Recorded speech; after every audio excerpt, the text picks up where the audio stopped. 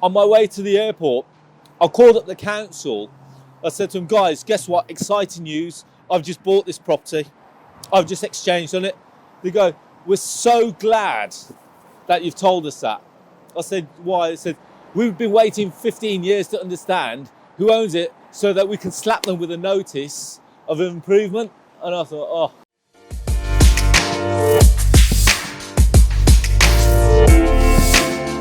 Hi guys, it's Arsh Ellahi, and as part of Wisdom Wednesdays, we're going to be talking about a property that I'd purchased in Wolverhampton. And here's a property that people thought would never ever happen.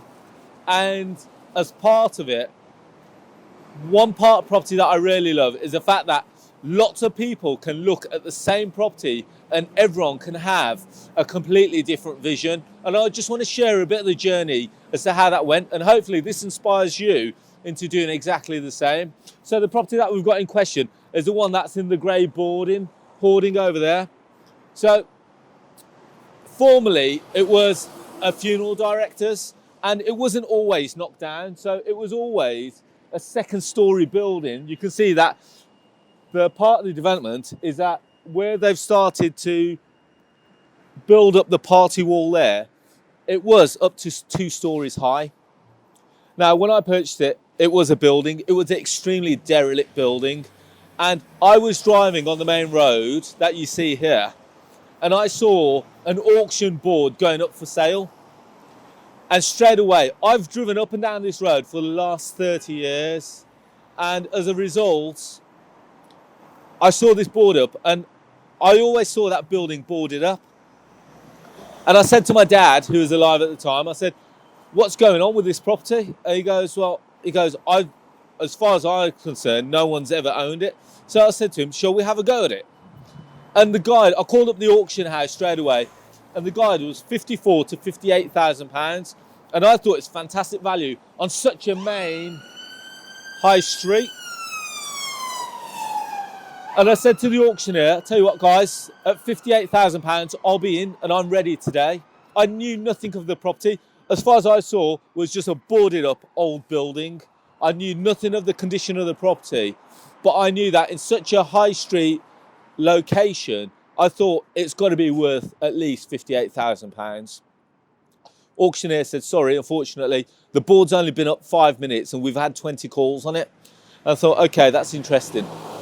So I said to the auctioneer, I said, what's it going to take? And they said, well, your offer's going to be well in excess of that. And so I said, well, how about an offer of £80,000?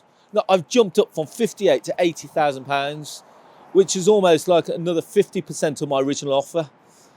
And the auctioneer says, I can make a call, but I can't guarantee. So remember, this was all within the space of 10 to 15 minutes of the property going live and an auction board going up. The auctioneer called me back 5 minutes later and said, sorry, not going to happen. I said, are they prepared to sell prior to auction? She goes, yes. I said, so what's it going to take? She goes, it's got to start with a 1. I thought, okay. I thought about it for about 5 minutes.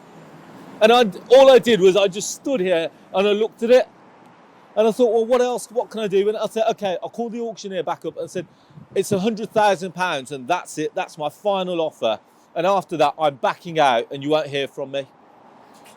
She goes, at £100,000, will you come in today with a banker's draft and prepare to exchange contracts, which means that you've got to leave with a 10% deposit and then complete within a period of 28 days. Bearing in mind that I knew nothing of this property of that kind at that time. And I said to him, yeah, if that's what it takes, £100,000, 10% deposit today in the form of a banker's draft, completion will happen within 28 days. She called up the vendor, the owner, and they said, Mr. Ellahi, you've got a deal, but you have to be here by 5 o'clock tonight. I thought, okay. So I rang my bank manager, Lloyd's, and I said, guys, I need a 10 grand banker's draft. It can't be a cheque, can't be a banker's draft. They wanted a banker's draft, and I said, okay, fine.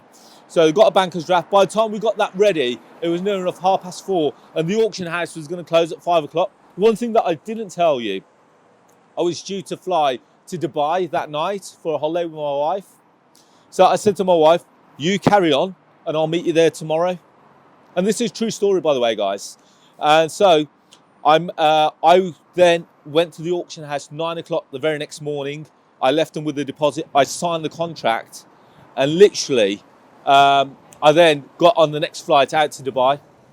Now, on my way to the airport, I called up the council.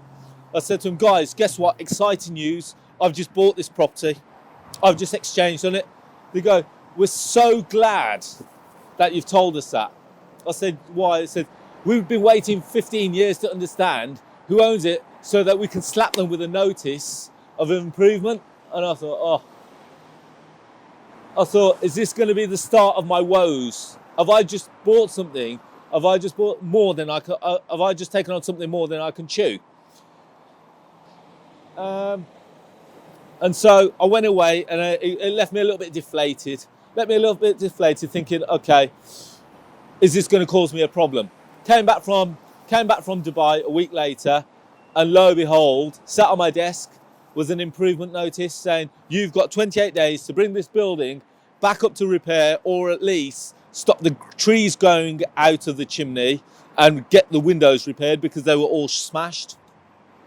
So first thing that I did, I got hold of my architect, and I said to my architect, what can we do with this? Now, just so you know, I'm not sure if you can see it on camera there, but we'll walk up, but if you follow the driveway all the way down to the bottom, you'll see that you've got the scaffolding, and right at the end where the scaffold, that's where the parameter or the depth of the building, that's the depth of the building. So for £100,000, not only had I bought the width of the building, but also the depth of the building. And so my architect says, you know what, to be fair, the first thing that I said to my architect is, my building is 2-story high. Now let's have a look at all around us. What else is happening down the street? And I had to spell it out to my architect. 3-story, 3-story, 3 stories, 3-story, 3-story. Everything surrounding us is a 3-3.5-story building. And I said to my architect, absolute worst case scenario, we're going to go up one more and we're going to add value in that way. And he goes, well, what are we going to do?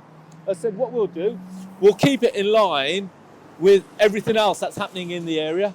We'll keep it with commercial or units on the ground floor, and we'll create residential apartments above, because that's what I believe is happening across the road there. And as a result, we got an application together and we submitted it to the council. Now, one thing that I didn't know is that we are part of a conservation area. The building was not listed, but we're part of a conservation area, which means that in order for us to knock it down was going to be extremely tough, which means that they wanted to retain the original structure, and as a result, anything that we had to do would have had to be a modernisation or an addition to. Now, this building took me, if you work into consideration all the things that we did, approximately 18 months. So there's 18 months worth of work here, but not physical work. It was all mental work. So the first application was that we were going to ask for shops or offices on the ground floor. We were going to ask for an extension onto the original building, and we were going to ask for 10 apartments. And they came back and they said, we think we can do something, but we need to readjust. So what we did is that we actually came to negotiations. So I got the planner, I got the chief planner on board, a chap called Stephen Alexander, who's fantastic throughout the whole process. I've got the conservation officer on board, and I've got the local planner on board. I had the 3 guys come round to my office. We sat down and said, guys, I want to redevelop this and I want to bring it back into use. And as a result, we had to do 3 applications. The first application was to get the offices and the 8 bedrooms. We got 8 1-bedroom flats, and that was granted. Now, as a result of that, the second application was, we're in a conservation area, and I didn't want to use the existing building. So I had to go off and get 3 structural reports to confirm that the building is beyond repair. Now, after long consultations with the conservation officer, structural engineers, had a shed load of reports done in it, we finally got planning permission granted to have that demolished, which is unheard of in Wolverhampton for the conservation officer to say, you know what, this is not happening. He wanted to retain the heritage of the building and of the street scene, but we got that granted. So first one granted, offices and 8 one-bedroom flats. Second application granted for it to be demolished and rebuilt in a modern structure, subject to materials being subject to the materials actually being approved by the conservation officer. Now, the third application is that I'm not sure if you've seen the depth of the building, but my architect says we can get some houses behind here. So we went and put in a third application for 6 two-bedroom houses. So not only did we already have the planning permission for the offices, 8 one-bedroom flats, and for it to be demolished, but the third application was for 6 two-bedroom houses, and that was granted. And as a result, now we've got planning permission for 14 units, 14 residential units, office space on the ground floor, and as a result, you've got to ask yourself the question, did you share that vision with me when you saw the building? Because lots of people did not. And as a result, was it now worth £100,000 in your eyes? Admittedly, when I bought the building, I had to think of where I could add value, and my initial add value was just to go up and add a different story. Now, with regards to it, I had lots of people say no to me at the time. The local planner said no. My architect didn't really agree with me. And he kept saying, Arsh, he goes, I think we're pushing the boundaries here. And I said, well, we've got to keep pushing, because if I only go in for 6 apartments, they're going to give me 4. If I go in for 10, they may give me 9, or they may give me 8. So I was a little bit aggressive in my approach, but I think the aggressive approach worked, because of the result, we've got 14 residential units, plus we've got commercial on the ground floor, and it worked extremely well. Now, as a result, that site that I bought for 100,000, we then went on to sell for in excess of £300,000. Meant that for 18 months worth of work, we actually netted over £200,000. We didn't build it, we've done nothing to it, and the person that we sold it to has only just started to develop it. By the time that they came around to developing it, I understand that the planning had already lapsed. So I'm not sure what the planning is for the building now, but at the point of the planning permission that was granted, I believe the gross development value, the GDV, was circa around £1.8 million, which means £100,000. That was an extremely cheap site. The only thing that caused me slightly difficulty, whether I wanted to build it out or not, was the fact that, as you can see, it's quite a busy road. I thought access would have been quite difficult. Now, one thing I just want to share, Joe, can you follow me for a second? So the one thing that I wanted to share with you is that everyone's got a different vision for property. Now, it's interesting that we're going to have a look at a gate. Can you see that grey gate over there in a second? And what's really interesting is that you can see opposite, by the industrial crossing there, by the pedestrian crossing there, there's a grey gate. And on that grey gate, there used to be a little padlock. And when I bought the property for £100,000, I got called by an agent. He said, "Oh," she goes, "is it true that you've just spent 100 grand on that property?" I said, "Yeah." He goes, "Have you lost your marbles?" I go, "Why?" He goes, "I could have bought that property for 45 grand. I said, "Why didn't you?" He goes, "I didn't think it was worth it."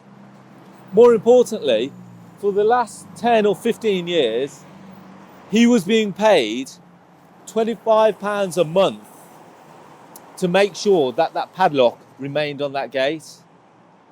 So he was being paid £300 a year, which means that over 10 years, he generated £3,000, which is, easy work. But he passed up on an opportunity where he could have bought it for 45,000. Yet I paid 100,000 and I saw a different vision. And we're both property professionals and both didn't share the vision that that thing could be something substantial.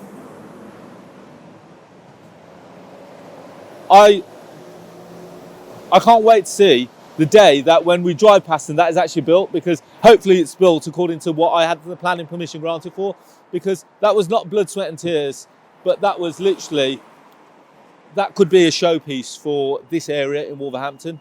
But on that note, guys, it just shows that everyone has got a different vision for a property. Someone might just build a shed there. Someone might build a car park there. Someone might build a block of apartments there. Someone might build a student block there. Someone might build a takeaway there.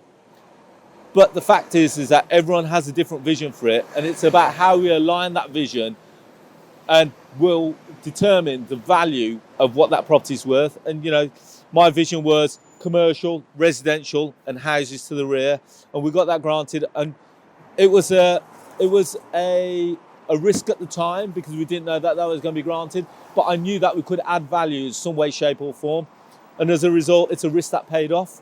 So guys, hopefully this is just one of the many case studies that I'll be sharing with you guys on YouTube over a number of months. If you like the thought of that, if you want to have a chat or you want to make any comments as to how it works, or if you've got any questions, feel free to comment below. As a result, if you liked it, feel free to share the video. More importantly, we'll be doing more case studies like this on Wisdom Wednesdays. Feel free to press the subscribe button or the subscribe bell, notification bell on YouTube, and every time we do a new video, it will come up in your news feed. Finally, guys, I'd like to thank you very much for your time. Hopefully you've enjoyed it, and I'll speak to you all soon. Take care. Bye-bye.